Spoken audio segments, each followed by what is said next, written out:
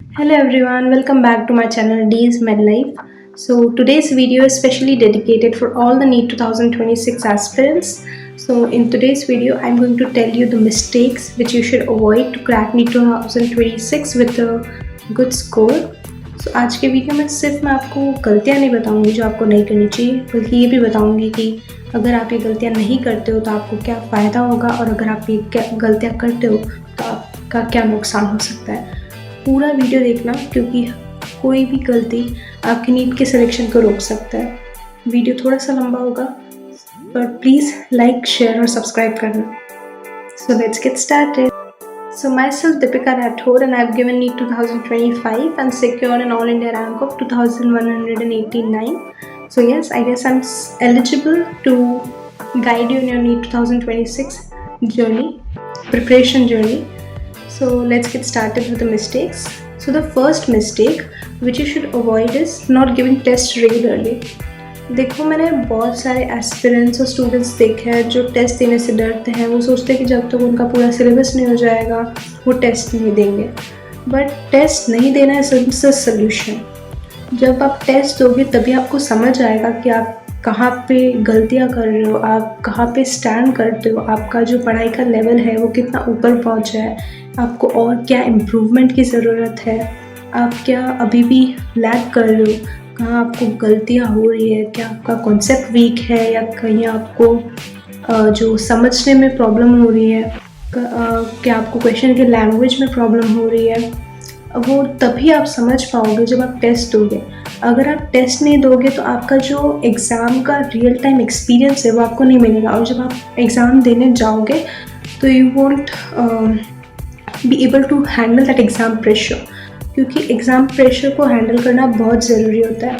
Exam pressure ऐसी चीज़ है जो आपको आते हुए भी आपका पूरा एग्ज़ाम बर्बाद कर सकती है। तो अगर आपको टेस्ट रेगुलरली देने हैं, आपको सब्जेक्ट वाइज टेस्ट देने हैं, चैप्टर वाइज टेस्ट देने हैं, हाफ सिलेबस टेस्ट देने हैं, फुल सिलेबस टेस्ट देने हैं, पार्ट टेस्ट देने हैं। जितने भी टेस्ट आपके जो भी इंस्टीट्यूशन से आप जुड़े हुए हो, जिस भी कोचिंग में आप जाते हो या फिर जिस भी ऑनलाइन प्लेटफॉर्म से आप पढ़ रहे हो, उनके जो भी टेस्ट अवेलेबल हो वो ज़रूर देना है। So don't miss on test. Test are very important for your journey. जब तक आप एक चैप्टर का टेस्ट नहीं देते हो the preparation for that chapter is not complete. So do give test for all the chapters. Try to give multiple full syllabus tests. Also give subject wise and part test as well. जितना हो रहा है उनका test देना बहुत ज़रूरी है, तभी आपको समझ आएगा जो आप पढ़ रहे हो वो सही तरीके से पढ़ रहे हो या आपको अपने तरीके में चेंज करने की ज़रूरत है। सो सही से पढ़ना बहुत ज़रूरी है और टेस्ट देना बहुत ज़रूरी है। So the second mistake which you should avoid is just focusing on your modules and not reading the NCERT. आपको नीट क्रैक करने के लिए NCERT बहुत ज़्यादा ज़रूरी है, चाहे वो केमिस्ट्री की NCERT हो, चाहे वो बायोलॉजी की NCERT हो या फिर वो फिज़िक्स की NCERT हो। मैं जानती हूँ बहुत सारे लोग कहते हैं कि फ़िज़िक्स की NCERT पढ़ना ज़रूरी नहीं है।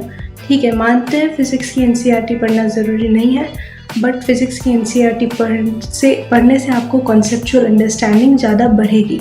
जब आपको आपके टीचर फिज़िक्स का जो चैप्टर है उसके ऊपर कोई लेक्चर देंगे या फिर आपको वो चैप्टर समझाएंगे या फिर आप कोई दूसरे रिसोर्स से वो चैप्टर समझोगे, उसके बाद अब जब NCERT को फिज़िक्स की NCERT से वो चैप्टर पढ़ोगे तो आपको उसकी जो नॉलेज है वो और ज़्यादा बढ़ेगी। एंड फिर उसके जो फिज़िक्स की NCERT में इन टेक्स्ट क्वेश्चंस हैं, जो एक्सरसाइज के क्वेश्चंस हैं, वो आप करोगे तो आपका जो अंडरस्टैंडिंग है उस टॉपिक को लेके वो बहुत ज़्यादा बढ़ेगी एंड आपको हेल्प होगी। एंड बायोलॉजी की NCERT तो मस्ट है, वो तो बाइबल है नीट का एग्ज़ाम क्रैक करने के लिए। जो आपके नीट में क्वेश्चंस आ रहे हैं there are most of them are from NCERT। और मुझे लगता है नीट 2025 के बाद ये मिस्टेक ज़्यादातर एस्पिरेंट्स करेंगे that they will focus on more on the hard side of the NEET paper, but they'll forget that the 80% of the paper was from NCERT itself. अगर आप NCERT पढ़ लेते हो you'll at least get a selection. अगर आप उसको सही तरीके से पढ़ते हो, उसके साथ क्वेश्चन प्रैक्टिस भी करते हो और आपका तरीका अगर सही है, आपको NCERT मल्टीपल टाइम्स पढ़नी है। उसमें जो भी सारे एग्जाम्पल्स हैं, जो नेम्स हैं, जो साइंटिस्ट के नेम हैं, जो ईयर्स है, जो आपको लर्न करना होता है, बायोलॉजी की छोटी छोटी डिटेल्स, जो टेबल्स है, जो कोई ग्राफ्स है। जैसे फिजिक्स की NCERT में जो नीट में क्वेश्चंस आते हैं ग्राफ बेस्ड क्वेश्चन, वो graph most of the time physics के NCERT से डायरेक्टली लिए होते हैं। तो फिजिक्स की NCERT पढ़ना बहुत ज़्यादा ज़रूरी है। एंड साथ में केमिस्ट्री की NCERT भी पढ़ना ज़रूरी है। केमिस्ट्री की NCERT, बायोलॉजी की NCERT तो आपको मतलब 3 बार तो मिनिमम पढ़नी ही है, ताकि आपको जो एग्ज़ाम में क्वेश्चन आ रहे हैं ना, वो उसी से आ रहे हैं, NCERT से आ रहा है। मतलब ठीक है, हो सकता है कोई 180 क्वेश्चंस में से कोई 10-20 क्वेश्चन बाहर के, बाकी 160 क्वेश्चंस तो NCERT से ही आ रहे हैं ना। तो आपको 160 क्वेश्चंस पहले सिक्योर करने हैं। So the third mistake which you have to avoid is not doing revision. तो ऐसा बहुत बार होता है कि हम चैप्टर पढ़ लेते हैं, उसके क्वेश्चंस भी कर लेते हैं, तो हमें लगता है वो चैप्टर हो गया और हम उसे काफ़ी दिनों तक नहीं पढ़ते वापस। लाइक आप एक चीज़ को याद ज़्यादा से ज़्यादा 2 महीने, उससे ज़्यादा आप उस चीज़ को नहीं याद रख पाओगे। और आपका जब नीट का एग्ज़ाम होगा तो आपके नीट के एग्ज़ाम में कोई 1-2 चैप्टर जो आपके टेस्ट में आ रहे हैं अभी, वैसे नहीं आएगा, वो पूरा सिलेबस आएगा। आपको सब कुछ याद होना चाहिए एंड उसको याद रखने के लिए रिवीजन करना बहुत ज़रूरी है। अगर आप रिवीजन नहीं करोगे तो आपको चीज़ें आप भूलते जाओगे। आप भले एक चैप्टर को कितना भी स्ट्रॉन्ग कर लो, अगर आप उस चैप्टर को फिर से रिवाइज नहीं करोगे, उसके क्वेश्चंस को एक बार फिर से रिव्यू नहीं करोगे, आपके मिस्टेक्स को नहीं देखोगे, आपके वीक पॉइंट्स को नहीं देखोगे, आप रिविजन नहीं करोगे, तो you are doing nothing, you are just cancelling all the efforts that you gave on that chapter. अगर आप रिविजन नहीं करोगे तो आपने जो भी हार्ड वर्क उस चैप्टर को पढ़ने के लिए किया, जो भी एफर्ट्स लगाए, जो भी क्वेश्चंस किया, जो भी रीडिंग्स की, जो भी लेक्चर्स देखे, it will just go waste. क्योंकि रिविजन के बिना your mind will not be able to retain what you study. अगर आप रिविजन नहीं करोगे तो it will get out of your mind easily, मतलब आप बहुत जल्दी भूल जाओगे। सिलेबस बहुत बड़ा है, लाइक अप्रॉक्स बोलो तो 80+ चैप्टर्स हैं, तो उनको सिर्फ पढ़ना is not done, you have to revise them as well. Timely revision बहुत ज़्यादा ज़रूरी है, so focus on revision as well. Syllabus complete करने के साथ साथ रिविजन करना बहुत ज़रूरी है। So the fourth mistake which you should avoid is delaying. बहुत बार होता है कि हमें लगता है कि आज का आधा दिन निकल गया, मैंने कुछ पढ़ाई नहीं की, अब तो आज मेरे से पढ़ाई हो नहीं पाएगी और मैं अगले दिन ही पढ़ाई करूँगी। तो फिर आज का आधा दिन जो आप बचा सकते थे वो भी वेस्ट चला जाएगा।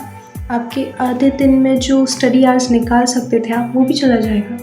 आधा दिन तो चला गया, ओके, जो टाइम चला गया वो आपके हाथ में नहीं है, बट जो टाइम आने वाला वो आपके हाथ में है। You can save that time, you can save your preparation. अगर आप ऐसे ही डिले करते रहोगे ना, you will get of a habit कि ठीक है आधा नहीं हुआ, आधा भी अब छोड़ देते हैं। ऐसा होता है कि हम सोचते हैं कि आज की पढ़ाई आगे की कैसे करूँगा मैं, 11th मेरी वीक है तो 12th कैसे करूँगा मैं। ठीक है 11th वीक है, समझ आता है, हो गई, जो हो गया वो हो गया।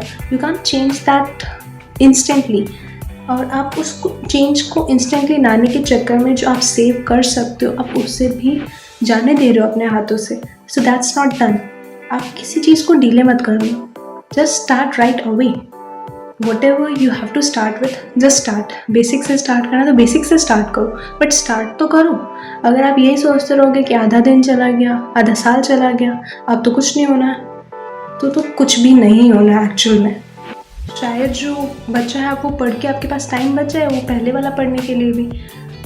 तो जो हो सकता है उसे करो, जो नहीं हो पाया उसे सोच के आपका टाइम वेस्ट करना है बस, और कुछ नहीं होने वाला है उससे। So just don't overthink over it. You have to start it, start fresh, start new. आप अपने आप को ये समझाओ कि जो मेरे हाथों से चला गया वो मेरे हाथ में नहीं है, बट जो मेरे हाथ में है उसे मैं अपनी मुट्ठी बंद कर सकता हूँ। So focus on what you can do, not on what you couldn't do. Okay? So the next mistake which you should avoid is not doing PYQs.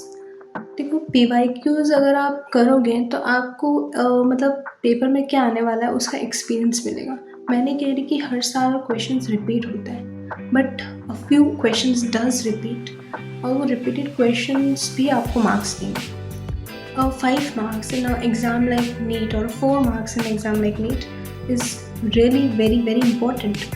4-5 marks के difference से you have got a thousands of rank different, and rank में thousands of different आना मतलब आप एक high college से लो।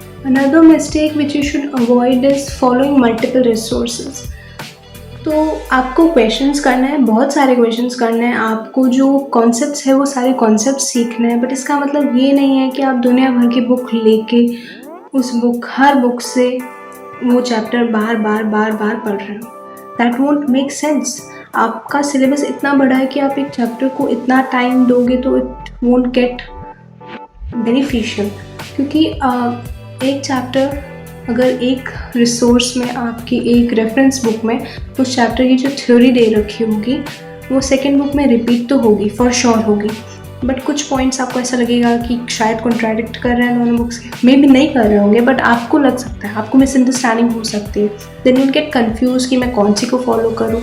And अगर आप बहुत सारे रिसोर्सेज को फॉलो करने का ट्राई करोगे तो आप मतलब कंप्लीट ही नहीं कर पाओगे कभी। आपको ऐसा कभी लगेगा ही नहीं कि मेरा ये चैप्टर हो गया। एंड अगर आपको ऐसा लगेगा ही नहीं कि चैप्टर हो गया, so you always get depressed and stress कि मैं कैसे सिलेबस करूँगा। आप रिसोर्स फॉलो करो, but stick to 1 or 2 reference.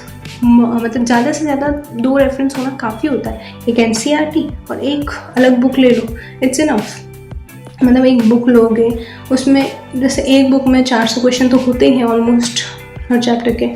आप देखो कि आपकी बुक में कितने क्वेश्चन है उस चैप्टर के। अगर आपकी बुक के में 100 ही क्वेश्चन है तो ठीक है, आप एक और ले लो। और वैसे अगर आप कोचिंग या इंस्टीट्यूशन में किसी में जा रहे हो तो आपकी मॉड्यूल्स भी होगी, फिर आपको वो भी करनी होगी, NCERT के क्वेश्चंस भी करने होंगे, आपको टेस्ट भी देने होंगे, आपको DPPs भी करनी होगी, एंड आपको रेफरेंस बुक भी करनी होगी। तो इतना सब कुछ करने के लिए टाइम नहीं मिलेगा आपको, देन आपको स्ट्रेस होगा। और 2 रिसोर्स फॉलो करके आप अपने आप को प्रॉब्लम में डाल रहे हो, अपने आप को बेनिफिट नहीं कर रहे हो। ज़्यादा रिसोर्सेज मतलब ज़्यादा कन्फ्यूजन। स्टिक टू 1 रिसोर्स, और वह आप माइंडफुली डिसाइड करो कि आपको कौन सी बुक की लैंग्वेज समझ आ रही है, कौन सी बुक के क्वेश्चंस आपको लग रहे हैं स्टैंडर्ड है। बट HC वर्मा जैसे कि NEET 2025 के पेपर का लेवल देखा जाए तो HC वर्मा मेक यू, मतलब आपको HC वर्मा उसके लिए प्रिपेयर कर देगी। So it's a good book which you can follow. और अगर आप कोई दूसरी बुक भी फॉलो कर रहे हो, अगर आपको अपने लिए सही लग रही है, so it's not wrong following it, you can follow it. Just आप जो बुक फॉलो कर रहे हो स्टिक टू इट। आप बार बार रिसोर्स चेंज मत करो कि इसके क्वेश्चन सही नहीं लग रहे, दूसरी ले लेता हूँ, फिर वो भी आपको थोड़े दिन में आप बोर हो जाओगे उससे, फिर तीसरी ले लो। No, it's not going to help you, it's going to make you put you in problem. तो आप एक रिसोर्स लो, माइंडफुली लो, और उसके ऊपर स्टिक रहो और उसी को फॉलो करो for your journey, whether it be in physics, chemistry और बायोलॉजी में। तो वैसे आप अगर NCERT अच्छे से करते हो, NCERT बेस्ड ही कोई reference low, that would be much better. So another mistake which many aspirants commit is not making notes. मतलब मैंने ऐसे बच्चे देखे हैं जो क्लासेस अटेंड कर रहे हैं, उसके नोट्स नहीं बना रहे हैं। अगर नोट्स बना भी रहे हैं तो क्लास के साथ में नहीं बना रहे, बाद में बना रहे हैं, मतलब 1-2 दिन बाद बना रहे हैं। They are not making notes. तो देखो, आप एक बार लेक्चर देखोगे, फिर उसके नोट्स अगर बना लोगे तो you will not have to watch the lecture again and again. अगर आपको कहीं पे कुछ चीज़ याद नहीं आ रही होगी, you just can watch into your notes and look into what was your problem with, मतलब जिसमें भी आपको प्रॉब्लम थी आप वो नोट्स में देख सकते हो। अगर आप नोट्स ही नहीं बनाओगे तो you have to watch the lecture again and again.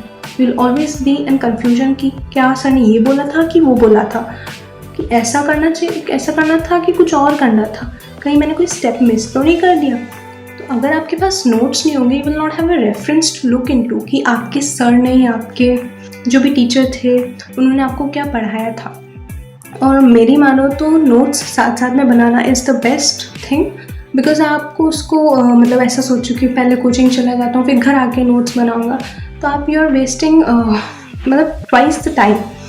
अगर मतलब ऐसा, हाँ ठीक है, नोट्स जो आपने लेक्चर में पढ़ा है उसे रिवाइज़ करना ज़रूरी है, बट आप उससे नोट्स को वापस रिव्यू करके भी उसे रिवाइज़ कर सकते हो। आपको वापस उसी लेक्चर को देख के उसके notes banana, it's not helping you, it's wasting your time.